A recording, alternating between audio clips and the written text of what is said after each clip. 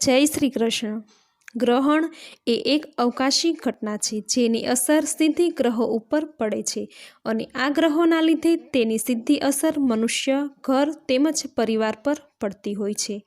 તો ગ્રહણ પૂર્ણ થયા બાદ શાસ્ત્રોમાં દર્શાવ્યું છે કે અમુક કાર્યો ચોક્કસ કરવા જોઈએ જેથી ગ્રહણ દરમિયાન જે ગ્રહણ દોષ લાગેલો હોય તેમાંથી ગ્રહણ દોષ સમાપ્ત થઈ જાય છે, કારણ કે ગ્રહણનો દોષ જીવનમાં ઘણી બધી મુશ્કેલીઓ લાવે છે, જેવી કે ઘરના વ્યક્તિનું વારંવાર બીમાર પડવું, ઘરમાં અણધારી આફત આવવી, ખોટા ખર્ચા થવા તેમજ સમાજમાં માનહાનિ। તો આનાથી બચવા ગ્રહણ પૂર્ણ થયા બાદ અમુક કાર્યો જરૂર કરવા જોઈએ, કારણ કે ગ્રહણ દોષ ઘરની અમુક વસ્તુ પર પણ પડે છે, જેવી કે ઘરનું મંદિર, ઘરની રાંધેલી ચીજવસ્તુ, ઘરનું માટલું અને ઘર પર લાગે છે।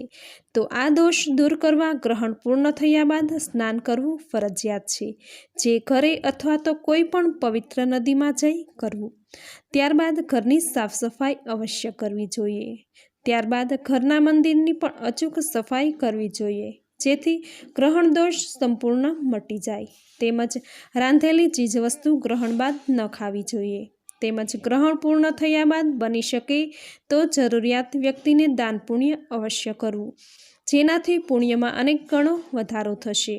તો ગ્રહણ બાદ આટલા કાર્યો અવશ્ય કરવા જોઈએ, જેનાથી ગ્રહણ દોષ સમાપ્ત થઈ જશે। આજના વિડીયોમાં બસ આટલું જ। આજનો વિડીયો તમને જરૂરથી ગમ્યો હશે તો વિડીયોને લાઇક અને ચેનલ સબસ્ક્રાઈબ કરવાનું ના ભૂલશો। નવા વિડીયો, નવી માહિતી સાથે ફરી મળીશું। જય માતાજી।